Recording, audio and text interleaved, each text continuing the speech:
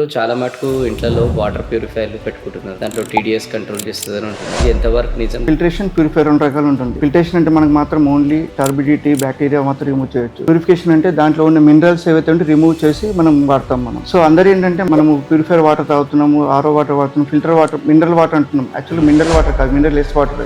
ఒకరేమో యాక్సెప్ట్ చేస్తున్నారు, ఇంకొకరేమో RO water తాగద్దు, అప్పుడు మేము వెల్ వాటర్ తాగాము, చెరువులో వాటర్ తాగాము, బోర్ వాటర్ తాగాము అని అంటారు. బట్ ఒకప్పటితో కంపేర్ చేస్తే ఉన్నటువంటి ఎన్వైరన్మెంట్ కండిషన్స్ సపోర్ట్ చేయలేదు. సోలార్ అనేది గవర్నమెంట్ చాలా ఎంకరేజ్ చేస్తుంది. ఎందుకంటే కార్బన్ చాలా మనం వేస్టేజ్ చేస్తున్నాం గాల్లో. అండ్ అలానే మన ప్రతి ఒక 1000 yearsకి 1 degree సెంటిగ్రేడ్ అనేది పెరుగుతుంది.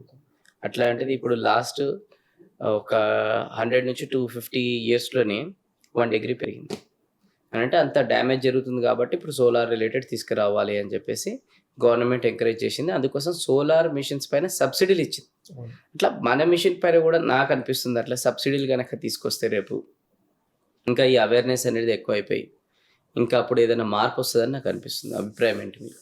ఖచ్చితంగా. ఇప్పుడు మీరు అన్నట్టు ఇప్పుడు రూప్ టాప్ సోలార్ వచ్చిందండి. Correct. అంటే ఎనర్జీ సేవింగ్ లో ఒక పార్ట్ గా రూప్ టాప్ వచ్చింది.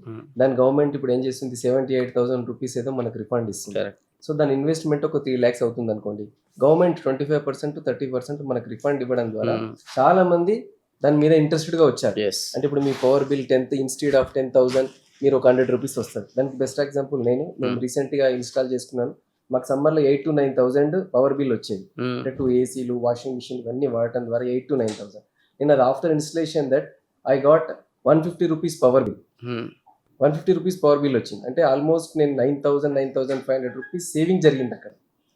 అలా అవేర్నెస్ రావడం అంటే గవర్నమెంట్ ఇలాంటి సబ్సిడీలు ఇవ్వడం ద్వారా మనకు చాలా అవేర్నెస్ వస్తుంది, తీసుకోవాలనే ఒక అవేర్నెస్ వస్తుంది.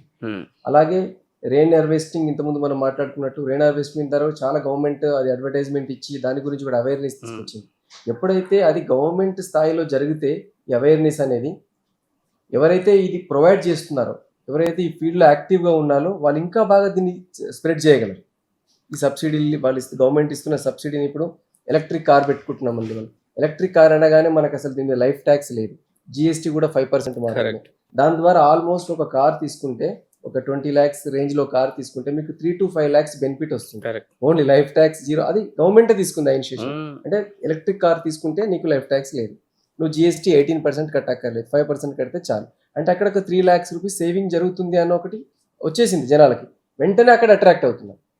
ఇప్పుడు సోలార్ పవర్ ఇంతకుముందు మనం చెప్పినట్టు 72,000 రిఫండ్ ఇస్తుందనగా జనాలు అట్రాక్ట్ అయ్యారు. అంటే అది ఏ స్థాయిలో జరిగింది, సెంట్రల్ గవర్నమెంట్, స్టేట్ గవర్నమెంట్ స్థాయిలో జరిగితేనే ఎక్కువ అవేర్నెస్ వస్తుంది. అప్పుడు ఈ ఫీల్డ్లో ఉన్న వాళ్ళు ఇంకా యాక్టివ్ అవుతారు, ఇంకా దీన్ని స్ప్రెడ్ చేసే అవకాశం ఉంటుంది అనేది నా opinion. And one more thing ఏంటంటే ఇప్పుడు గవర్నమెంట్ ఇప్పుడు సోలార్ అనేది ఇండివిజువల్గా ఎట్లా అవుతుందో ఇప్పుడు ప్రజెంట్ వచ్చేసి గవర్నమెంట్ ఒక 35 ఫ్లాట్స్ మాత్రం ఉంటేనే మనకు ఎస్టీపీ పెట్టుకోవడం మ్యాండేటరీ ఉంది. అలా కాకుండా ఈవెన్ జిహెచ్ఎంసీ నుంచి, మున్సిపాలిటీ నుంచి, గ్రామ పంచాయతీ నుండి కూడా ఎవ్రీ ఇండిపెండెంట్ హౌస్ కూడా ఒక చిన్న డొమెస్టిక్ ఎస్టీపీ అండ్ ఫిల్టరేషన్ కానీ ఉండే మ్యాండేటరీ చేసి సబ్సిడీలు ప్రొవైడ్ చేసింది అనుకోండి. అప్పుడు ఏమవుతుందంటే ప్రతి ఇండిపెండెంట్ హౌస్ నుంచి కూడా ఇండివిజువల్ కూడా వాళ్ళు రీసైకిల్ యూజ్ చేయడం అని స్టార్ట్ చేస్తారు. అలాంటి పాలసీ కానీ తీసుకొస్తే మాత్రం ఖచ్చితంగా ఫ్యూచర్లో వితిన్ ఒక 10 yearsలో మనకు చేంజ్ అనేది చూడొచ్చు. మనం rain harvesting and waste water treatment ఖచ్చితంగా రీసైకిల్ చేసి రీయూజ్ చేసుకోవాలి. మీరు మాత్రమే ఈవెన్ కార్ వాష్ చేసింది కావచ్చు, మీరు ఇంట్లో వాడింది కావచ్చు, షవర్ చేసింది కావచ్చు, వాషింగ్ చేసిన వాటర్ కావచ్చు, మళ్ళీ రీసైకిల్ చేసి రీయూజ్ చేసే విధంగా అవేర్నెస్ తీసుకురావాలి. సబ్సిడీ తీసుకురావాలి, ట్యాక్స్ సేవింగ్ కూడా చేయాలి జరా. ఈ 3 చేస్తే అసలు మనం ఇండియాకి ఇండైరెక్ట్లీ డైరెక్ట్లీ చాలా సేషన్ అంటాడు. రైట్. అలానే ఇప్పుడు చాలా మటుకు ఇంట్లలో వాటర్ ప్యూరిఫైర్లు పెట్టుకుంటున్నారు. దాంట్లో టీడీఎస్ కంట్రోల్ చేస్తుందని అంటున్నారు. ఇది ఎంతవరకు నిజం? దీనిపైన ఒక అవేర్నెస్ తీసుకురండి. బేసిక్గా ఏంటంటే వాటర్ ఫిల్టరేషన్, ప్యూరిఫైర్ 2 రకాలు ఉంటుంది. ఫిల్టరేషన్ అంటే మనకు మాత్రం ఓన్లీ టర్బిడిటీ, బ్యాక్టీరియా మాత్రం రిమూవ్ చేయొచ్చు. ప్యూరిఫికేషన్ అంటే దాంట్లో ఉన్న మినరల్స్ ఏవైతే ఉంటే రిమూవ్ చేసి మనం వాడతాం మనం. సో అందరూ ఏంటంటే మనము ప్యూరిఫైర్ వాటర్ తాగుతున్నాము, ఆరో వాటర్ వాడుతున్నాం, ఫిల్టర్ వాటర్, మినరల్ వాటర్ అంటున్నాం. యాక్చువల్లీ మినరల్ వాటర్ కాదు, మినరల్ లెస్ వాటర్. అది మనం హ్యూమన్గా మనం మినిమం వచ్చేసి 150 TDS అనే ఉండాలి మనకి. అందులో కాల్షియం, మెగ్నీషియం, మినరల్స్ కొంచెమైనా ఉండాలి. అందులో ఒక 150 ppm వారు అంటారు, పెడితే మెయింటైన్ చేస్తేనే అది హెల్దీగా ఉంటాం. మన బోన్స్ కానీ మనకు కానీ హెల్దీగా ఉంటుంది. ప్రతి హ్యూమన్కి కొన్ని మినరల్స్ అనేది అవసరం ఉంటుంది. అది ఇంటేక్ అనేది వచ్చేసి మేజర్గా మనకు వచ్చేది వాటర్ నుండే.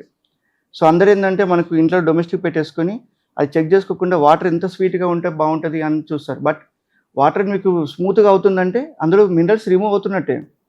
ఎంత మినరల్స్ లాస్ అవుతే అంత వాటర్ స్మూత్నెస్ అవుతుంది. సో వాటర్ స్మూత్నెస్ కోసం కాకుండా ప్రతి ఒక్కరు కూడా ఆలోచించాల్సింది ఏంటంటే మన ఫ్యూచర్ హెల్త్ గురించి ఆలోచించాలి. పిల్లల హెల్త్ కానీ పెద్దవాళ్ళకి కానీ మనకు కానీ ఫ్యూచర్లో ఎఫెక్ట్ కాకుండా ఉండాలంటే మినిమం TDS అనేది మెయింటైన్ చేసుకునే విధంగా చూడండి.